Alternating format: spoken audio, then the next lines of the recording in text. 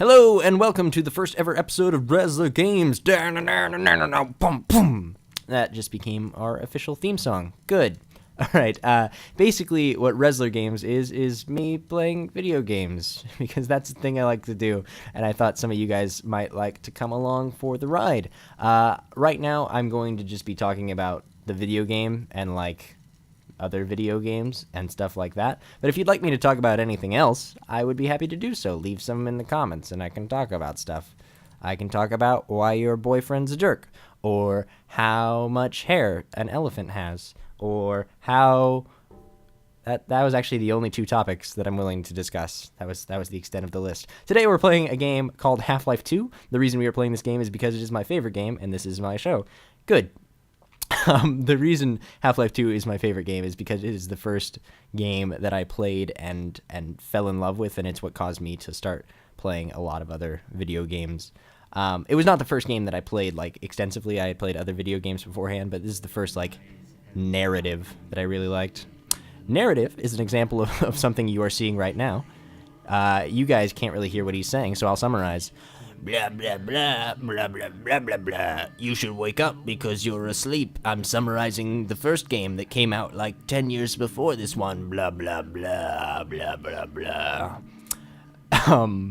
He's basically explaining that science happened and you've been away and now you should come back because we made another game. And that's what we're about to do. We're about to play that game right now. Oh, fair warning. This will have spoilers because I'm playing the game. Obviously, it's going to have spoilers. So if you have any intention of playing Half-Life 2 and you have not already done it, it is probably in your best interest to stop watching this. Even though I love you, you should go away. Good. All right. So now we're on a train. Point insertion. Basically, right now we are hanging out on a train, and there's some sad-looking people, so we should also be sad. I'm going to go ahead and hang my head in shame. That's working out well for me. Good. Yeah? That sucks. All right, I guess I have to narrate for the people because you can't hear them. He said, I didn't see you get on, and the reason for that is because I just teleported out of time, and these people were very unobservant about that. Do-do-do. Oh, look, future is dirty as ever.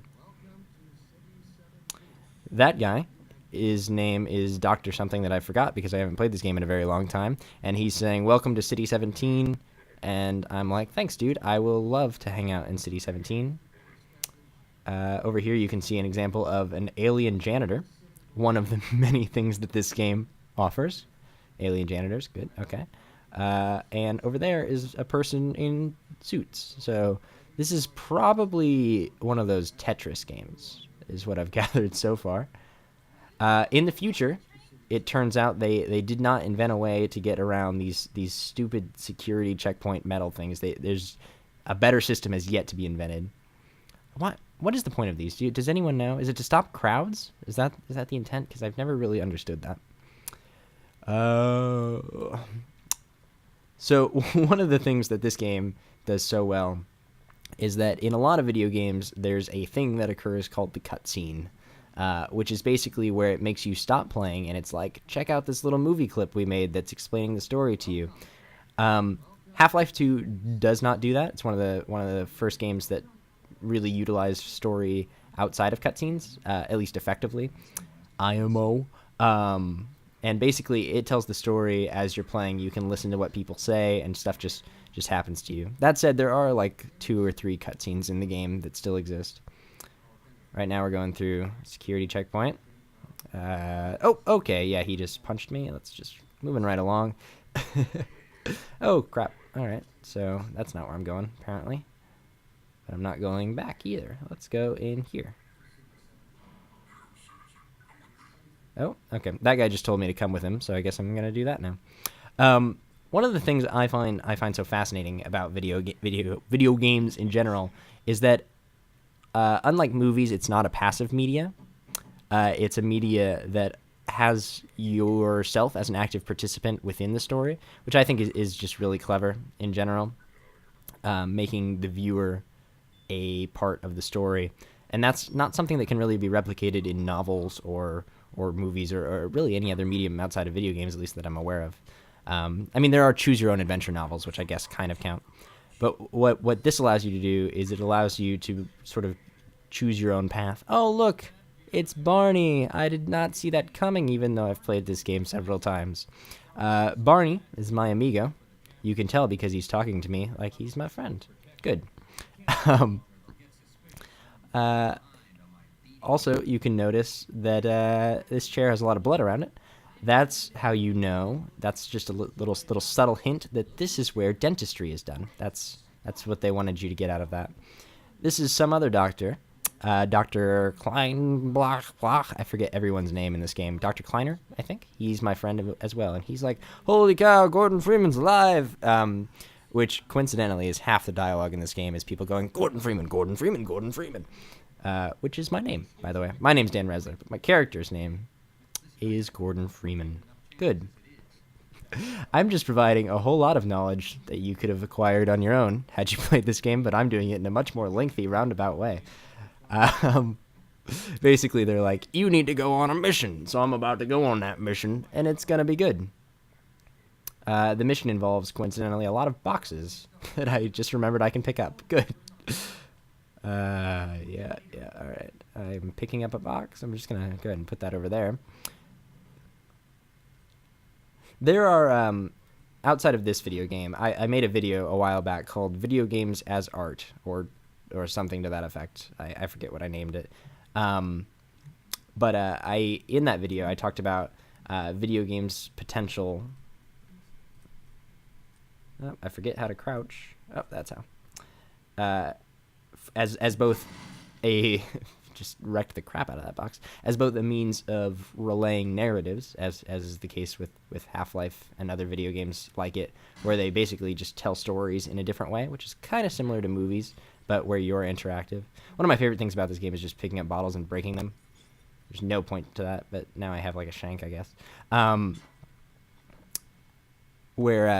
Loading screen, where basically you use the video game as a means of narrative. But there are other types of video games that are also art that is not narrative based. There's a great one that's unfortunately only available on the PlayStation 3 called Flower, where you play as like a flower petal, and it's like an interactive painting, and you gather other flower petals, and each time you gather a flower petal, it adds a different musical note, and it's like a musical thing, and it's just pretty, and then you die of happiness, and that's kind of how that game is played. This game is more like, look how dirty everything is, you should feel bad about everything. Okay, so that guy just threw a can on the ground and he told me to throw it away. I have two options. I can throw it in the trash can, or I can hit him in the face. Which one do you think I'm going to do? Oops. Run away. Oh, crap. He totally just... All right. Turns out that's not the best strategy because he totally stuns your face. So that's good. This is invoking a lot of images of Nazi stuff. You can see the propaganda, people waiting in lines, people defiled by the police. That's what they're going for. I'm going to get a drink because that's what the situation entails. Good. Oh, I'm going to get a lot of drinks, actually, because it's totally free. Oh, God, best free drink simulator ever. Oh, I ran out of free drinks. Apparently that only works 5 times. I'm going to throw it at you. I'm going to throw it at you. Nope. You, actually. That's enough of that. He just said that's enough of that. I beg to differ. First rule of video games. Whatever. Whoa. I meant to pick up a bottle, but I accidentally picked up the thing and just shattered everything. First through rule of video games, if they give you the opportunity to throw stuff at people, yeah, you got to do it. It's like a rule. Oh, and now we get to look at the city, which is, just as depressing as everything in there. So that's good. Real shocker. More of that guy talking about some nonsense. And that's good. That's my phone. Now you all know which ring my phone is set to. Turns out that's actually the text message. Ow. Ow. Okay. Oh, these things take your picture. I forgot. Oh, God. Okay. That's... Yep. No photos, please. No photos. What was I talking about? Oh, my phone. It was a stupid conversation anyway. Oh, look at that thing. Basically, Salvador Dali... Wow. Did I just say Dali? I'm sorry for my absolute art ignorance just there. Salvador Dali would have really loved that enemy. and it is based on his elephants. Fun fact. I'm using this fire route to get over that fence. Yep, good. And that would have broken my legs, but it's a video game, so pretend like it didn't happen. Now we're going over here.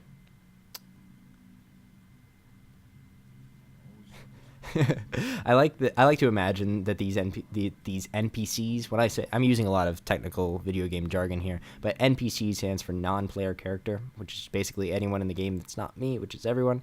I like to imagine that they just hang out there all day and just stare at the cops over there. I believe. Nope, never mind. I thought this was a special bucket, but it's actually just a regular bucket. Oh, the swing totally works. I did not expect that.